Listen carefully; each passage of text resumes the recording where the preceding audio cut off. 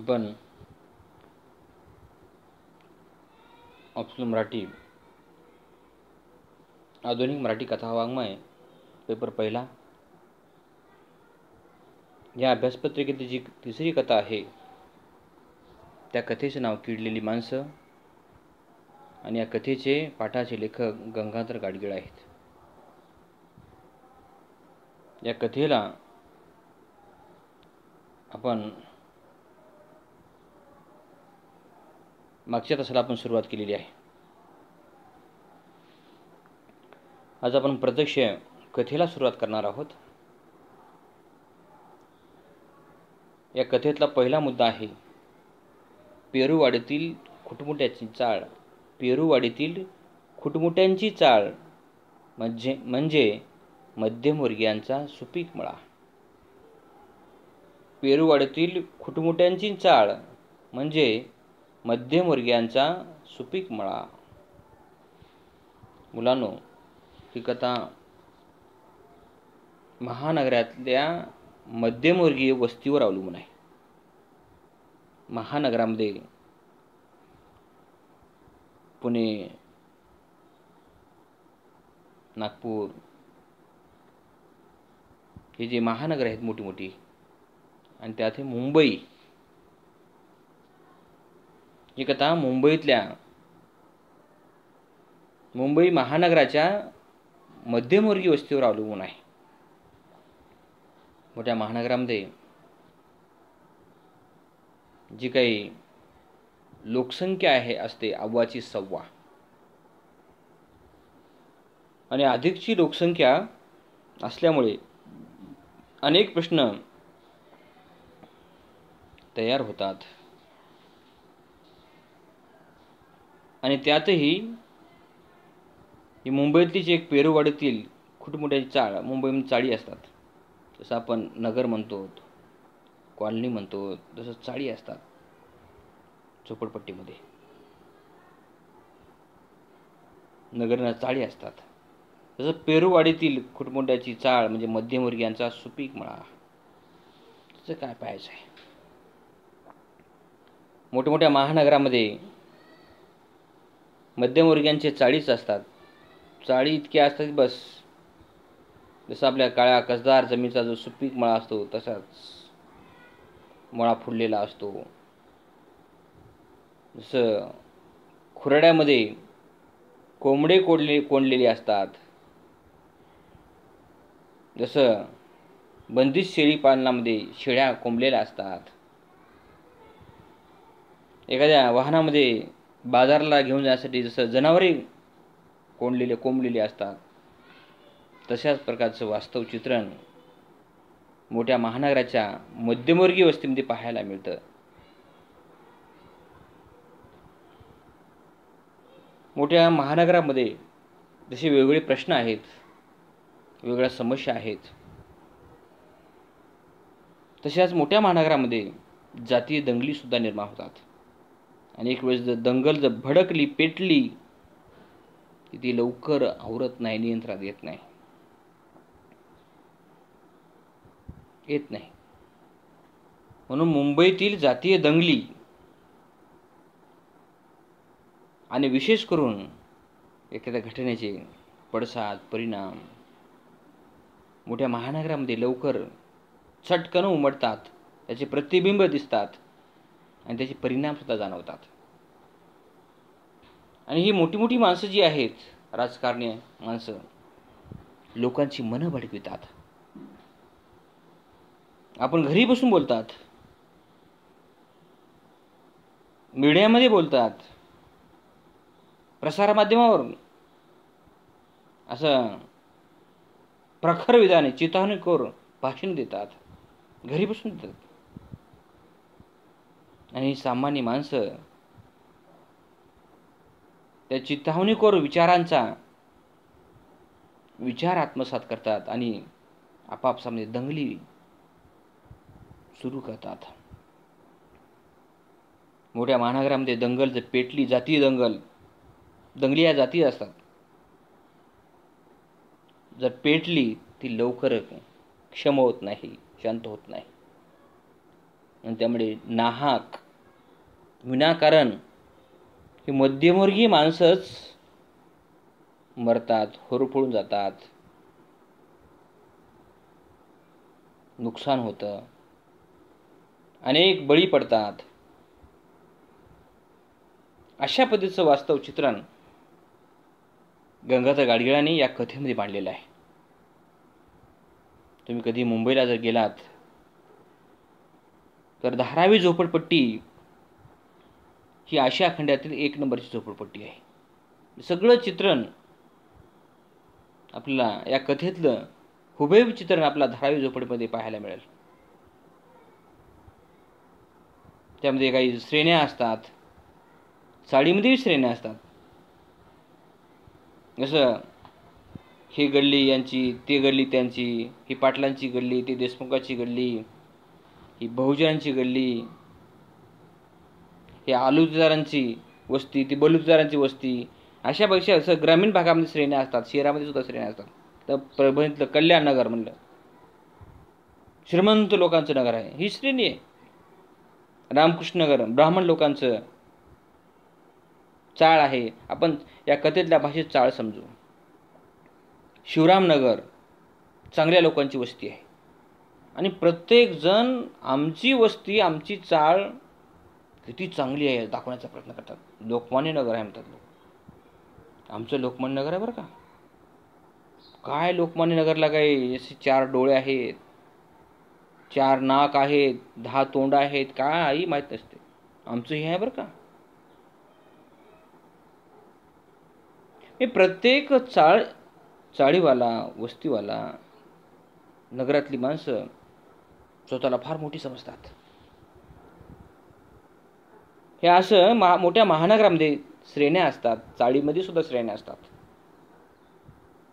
ही श्रीमंत लोकांची श्रेणी, हे उच्चभ्रू लोकांची श्रेणी, हे कामगाराची श्रेणी, हे फेरीवाल्यांची श्रेणी, साफसफाई करायची, अशा श्रेण्या असतात. आणि त्यांच्यामध्ये सुद्धा मतभेद असतात. आम्ही मोठे, तुम्ही लहान, आम्ही असे, तुम्ही तसे, असे वर्ग तयार होतात. जसं गावामध्ये सुद्धा वर्ग असतात, गावामध्ये सुद्धा वर्ग आहेत. आणि त्या वर्गानुसार गावाची वाटचाल सुरू असते. तशाच पद्धतीचे वर्ग, चाळी, श्रेण्या या कथेतल्या पेरूवाडीतील खुटमुट्याच्या चाळीमध्ये सुद्धा आहेत.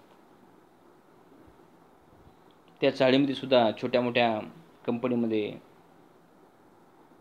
छोट्या मोठ्या जॉब ऑपॉर्च्युनिटी सुद्धा या लोकांना आहेत. कोणाचे पगारीचे प्रश्न आहेत, कोणाचे पेन्शनचे प्रश्न आहेत, कोणाला जॉब मिळायचे प्रश्न आहेत, अन्नाचे प्रश्न आहेत, राहण्याचे प्रश्न आहेत, अनेक समस्या आहेत. या सर्व समस्यांचं ठिकाण म्हणजे महानगरातली चाळ असते. म्हणून काय जीवन, खरं जीवन काय असतं याचा अनुभव जर घ्यायचा असेल तर मोठ्या महानगरातल्या चाळीत जाऊन चाळीचं दर्शन घेतलं पाहिजे, पाहिलं पाहिजे. तेव्हा आपलं जीवन काय असतं, तेव्हा जीवनाचं महत्त्व कळेल, अन्यथा महत्त्व सुद्धा कळणार नाही. या कथेतला दुसरा मुद्दा आहे चाळीतील अनेक प्रश्न. चाळीतील अनेक प्रश्न हा दुसरा मुद्दा आहे. चाळीमध्ये अनेक प्रश्नांचा डोंगर असतो आणि प्रश्न घेऊन अनेक प्रश्न लोक राजकारण सुद्धा करतात. राजकारणी लोक हे प्रश्न डोळ्यासमोर ठेवून आपली पोळी भाजून घेतात. काही लोक समाजकारणाचा आव आणतात. आम्ही झोपडपट्टीचे मशिया आहोत, काही लोक दादा आहोत, असेही भास तयार करतात. प्रश्न सोडवल्यासारखं करतात, आवाज उठवल्यासारखं करतात, मोर्चे काढल्यासारखं करतात आणि काही लोक दंगली पेटवतात. कारण दंगली जर निर्माण झाल्या, दंगली जर पेटल्या, तर आपलं वजन वाढेल, लोक आपल्याकडे येतील, याची फिर्याद घेऊन त्याची फिर्याद घेऊन. चाळीमध्ये कोण जाणार आहे? चाळीची सुद्धा दादा लोक असतात, गुंड लोक असतात. ते सुद्धा चाळीतल्या परिसरामध्ये लोकांची लूट, लोकांचं शोषण करणारी सुद्धा माणसं चाळीमध्ये असतात. चाळीत अनेक प्रश्न उग्र रूप धारण करले. अनेक प्रश्नांची मांदियाळी म्हणजेच चाळ आहे, नोकरी आहे. नोकरी नाही म्हणतो लोक चाळीमध्ये राहतात ना. पैशाचा प्रश्न, जागेचा प्रश्न, राहण्याचा प्रश्न, सदस्याचा प्रश्न. मुलांची लग्न आहेत, शिक्षण आहे. तर चाळीत राहणाऱ्या मुलांना शिक्षण चांगलं मिळेल का? नाही मिळणार. तो चाळ ज्या परिसरामध्ये आहे, चाळीच्या परिसरामध्ये ज्या काही शिक्षणाच्या सुविधा आहेत, तिथेच तो त्या सुविधांचा लाभ घेईल. आता त्या चाळीत राहणारी लोक, त्यांचा दर्जा, वातावरण, संस्कार कसे आहेत, तशाच वातावरणातली मुलं त्या शाळेमध्ये येतात. सुसंगती सदा घडो, सुजन वाक्य कानी पडो, हा विचार आपल्या जगण्यामध्ये महत्त्वाचा आपण मानतो.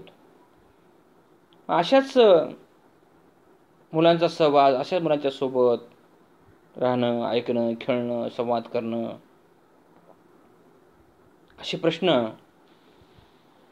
स्वाभाविकपणे, नैसर्गिकपणे निर्माण होतात. पेन्शन आहे, पेन्शन झाल्यानंतर जगणं आहे, पेन्शनचा प्रश्न सोडवण्याचे अनंत अडचणी आहेत. आणि याशिवाय अनेक ज्वलंत प्रश्न चाळीमध्ये तांडव नृत्य करून थोय नाचतात. जगण्यासाठी आवश्यक काही वस्तू आहेत, गरजा आहेत, अन्न, वस्त्र, निवाराचे प्रश्न चाळीतल्या लोकांचे कधी सुटू शकत नाहीत. आणि सुटण्यासारखी परिस्थिती सुद्धा या चाळीतल्या लोकांची नसते. साखर आहे, रॉकेल आहे, रॉकेलचा प्रश्न आहे. चाळीतल्या लोकांचं चहा पिण्याचं प्रमाण अधिक प्रमाणामध्ये आहे. चाळीमध्ये लोक ज्यांना वाटेल ते त्या पद्धतीने जगण्याचा प्रयत्न करतात. वेगवेगळ्या चळवळी आहेत, वेगवेगळ्या मुवमेंट आहेत, मेळावे आहेत, आंदोलनं आहेत, जनजागृती आहे, साहित्यिक मेळावे आहेत, गणपती उत्सव आहे, सामाजिक सोहळे आहेत. काही ना काही करण्याचा प्रयत्न या चाळीतले मंडळी करतात. ती माणसं आहेत, त्यांनाही महानगरी जीवन दुरून कावांना माहीत आहे. मोठ्या श्रीमंत आणि चांगल्या हाय क्वालिटीच्या नगरामध्ये, सोसायटीमध्ये लोक कसे जीवन जगतात, फुल न फुलाची पाकळी, तेही करण्याचा प्रयत्न. आपणही या देशाचे नागरिक आहोत, चालीत रूढी परंपरेचा ते भागीदार आहेत. आपल्यालाकडे मोठ्या प्रमाणामध्ये सोहळे उत्सव साजरे करता आले नाही तरी छोटे तरी करण्याची त्यांची इच्छा असते. त्याच्या मूलभूत गरजा सुटत नाहीत तरी या संस्कृतीचा एक भाग म्हणून ऋण काढतात, कर्ज सहन करतात, पण असे उत्सव मेळावे पार पाडतात. अशा प्रकारची संस्कृती ही महानगरातल्या माणसांची आहे. म्हणूनच माणसं इच्छा नसतानाही करतात, गरज नसतानाही गरज नसतानाही प्रश्न वाढवतात.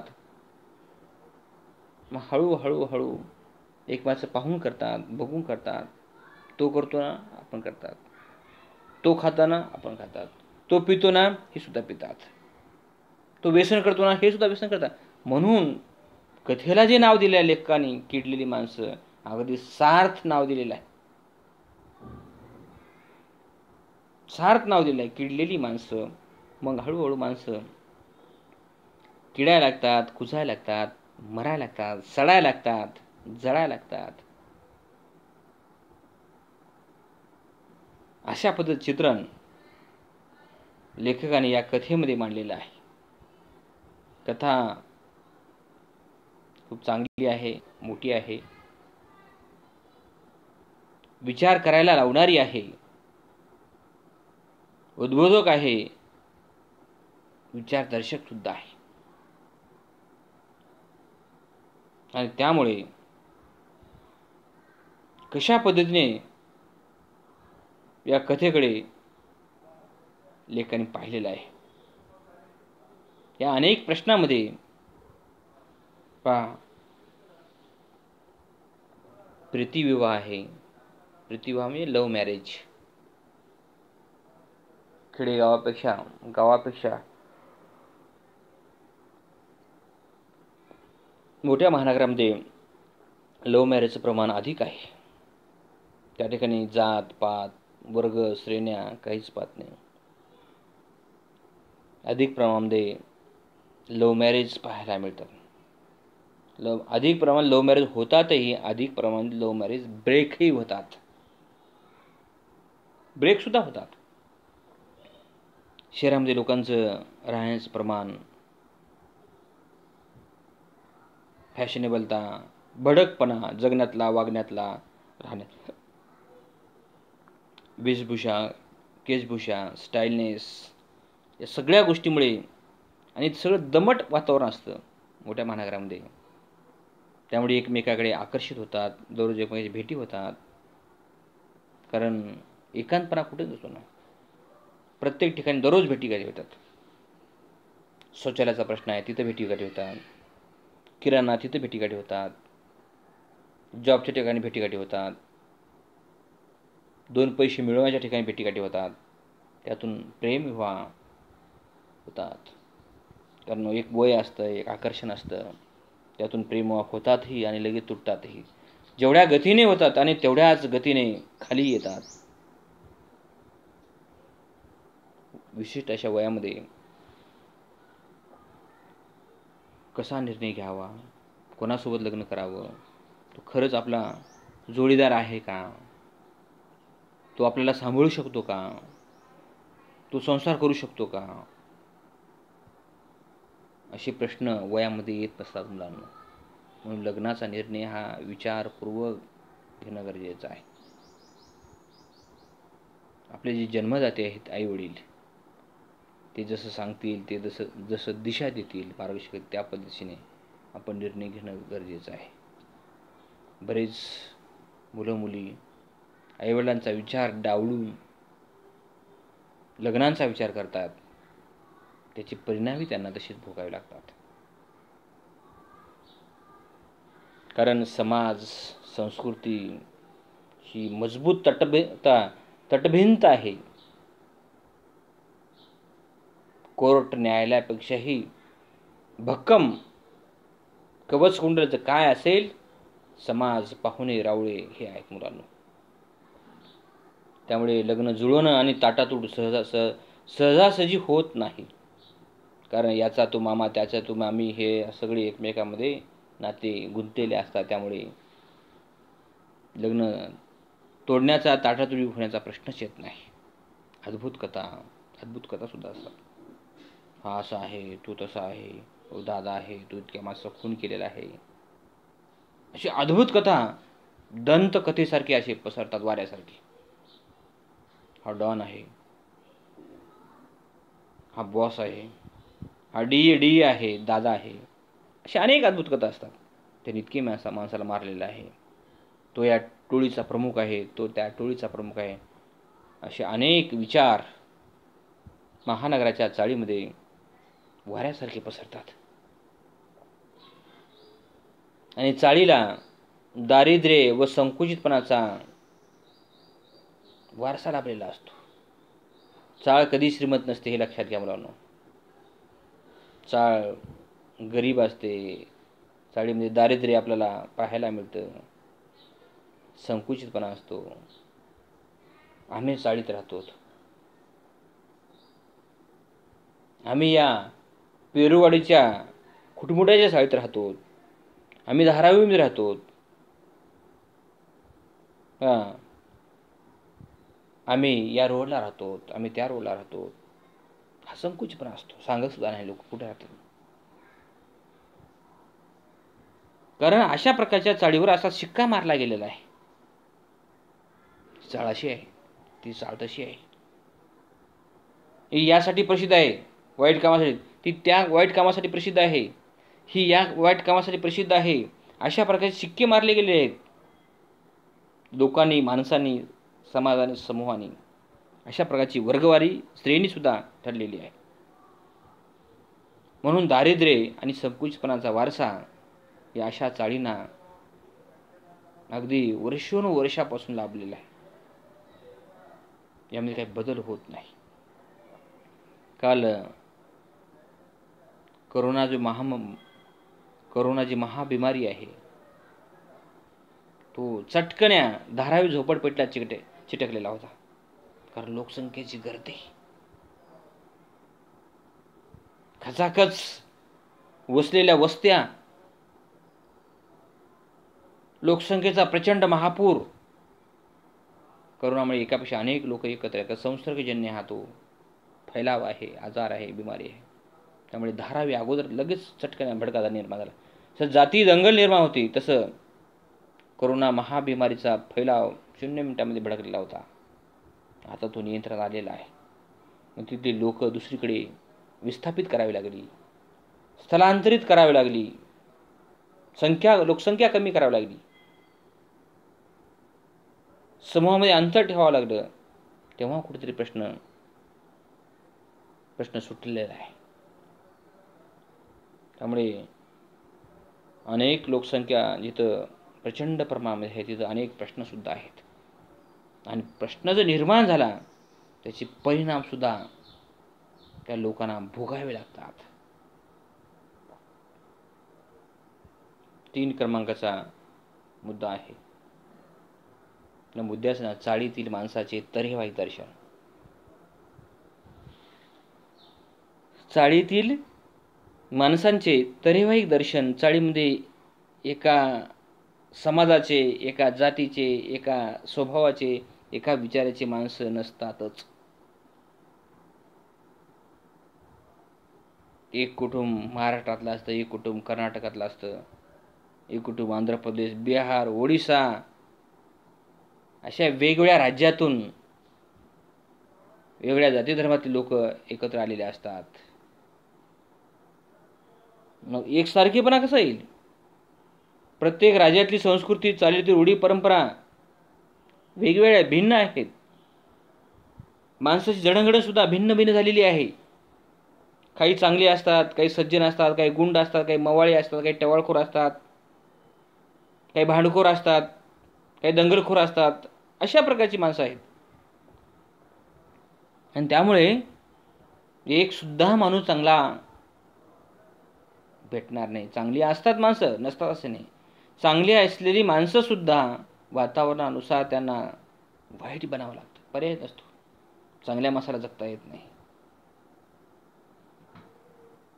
चाळीमध्ये सुद्धा अगदी 10x10 किंवा 4x4, 4x8 असे जे घर आहेत मजल्यावर मजले चढवतात.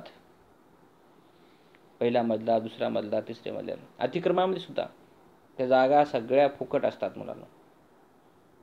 त्या जागेची नोटरी नाही, त्या जागेची सौदा चिठ्ठी नाही की रजिस्ट्री सुद्धा नाही, नावावर सुद्धा नसते. अतिक्रमणामध्ये पकडले असतात. तशाच पहिला मजला, दुसरा मजला बाजूने घेतात. आणि अशा मजल्यामध्ये असल्या चाळीतल्या मजल्यामध्ये राहणारी माणसं काही चांगली नसतात. तर या कथेमध्ये एक बावळट मालतीबाई आहे. असतात कोणी बावळट असतात, कोणी सावळट असतात, कोणी हलकटसुद्धा असतात, कोणी निर्लज असतात. कारण चाळच तशी आहे मुलांना. त्या चाळीची अपेक्षा करणं चुकीचं आहे. चांगल्या माणसाची अपेक्षा कशी करता येईल? तर पहा, ही जी मालतीबाई आहे ही बावळट मालतीबाई आहे. काय बोलेल, कसं बोलेल, कोणाशी काय सांगतात नाही. दुसरे एक पात्र आहे घारू अण्णाचा पत्त्याचा अड्डा. सगळे नानाविध व्यवहार चालतात त्या चाळीमध्ये. आता हे घारू अण्णाचा पत्त्याचा अड्डा आहे. कोणाचं दारूचं दुकान असते, कोणाचं गांजाचं दुकान असते. जेवढे वाईट धंदे ते सगळे चाळीमध्ये चालतात. लोक पैसे कमवतात आणि पैसे गमावतातही असं वाईट मार्गाने. लोक वाईट मार्गाने पैसे कमावतातही आणि वाईट मार्गाने गमावतात सुद्धा. त्याला तशी सवय झाली असते. त्यानुसारची माणसं अशी जगतात. याच कथेमध्ये एक तिरळे बंडोपंत आहेत. काही तिरळे असतात, काही विरळे असतात, काही अपंग असतात, खुळे असतात, काही लंगडे असतात, काही आंधळे असतात. जे व्यंग असतात ना ती माणसं कलाकारच असतात. कोणाचे उदाहरण घ्या तुम्ही, आपल्या इथलं परभणीतलं घ्या, कुठलंही घ्या, जे आंगळे पांगळे असतात ते फार कलाकार असतात. त्यांच्याकडे एक गुण अधिकचा असतो बरं का. एक अवयव जर कमी असला तर एक गुण अधिकचा असतो आपल्या सामान्य माणसापेक्षा, नॉर्मल माणसापेक्षा. म्हणून तिरळे बंडोपंत आहेत या कथेमध्ये. त्यानंतर शामराव व आटकुळे अजागळ आयनापुरे. अजागळ म्हणजे घाण राहणारा माणूस, कपडे व्यवस्थित न घालणे, स्वच्छ न राहणे, तोंडातून असं काहीतरी लाळ गळणे, असं काहीतरी हावभाव व्यंग विकसितपणा करणे, अशी माणसं आहेत. घारू अण्णाचा दामू. पहा, घारू अण्णाचा पत्त्याचा अड्डा आहे आणि त्याचा मुलगा दामू. तो कसा असेल कल्पना करा. हे पत्त्याचा अड्डा, मटका, जुगार आहे ना. अशा वातावरणात लहानचा मोठा झालेला हा दामू, तो काय चांगला आहे का? तो सुद्धा चांगला नाही. अशीच शुद्ध बीजा, संत तुकाराम महाराज म्हणतात, शुद्ध बीजापोटी फळे रसाळ गोमटी. ज्यांची आईवडील चांगले, घरातलं वातावरण चांगलं, त्याची मुलं चांगलीच निघतात. कारण चाळीमधलं काही वातावरण चांगलं नाही, शुद्ध नाही. त्यामुळे पुढची पिढी कशी असावी, कशी निघेल आणि कशी आहे याची कल्पना न केली बरी. तर मोलकरीण व माधव, आता मोलकरी कसे असतात? कुठेही काम करणाऱ्या, भांडणं करणाऱ्या, कशी वागणाऱ्या, आरोप प्रत्यारोप करणाऱ्या, अशा प्रकारे अनेक स्वभावाची माणसं आहेत. चाळीतील माणसांचा स्वभाव एकसारखा चांगला, गुणवान, सात्विक, मूल्ययुक्त अजिबात याचं दर्शन होणार नाही. नानाविध माणसं, नानाविध गुणदर्शन, तरेवाईकता या चाळीमध्ये, या सोसायटीमध्ये पाहायला मिळते. आणि म्हणून अशा पद्धतीचा विचार या कथेमध्ये गंगाधर गाडगिळांनी अतिशय सुंदर पद्धतीने यामध्ये रेखाटलेला आहे, लिहिलेला आहे. बाकीच्या कथेचा भाग आपण उद्या पाहूया.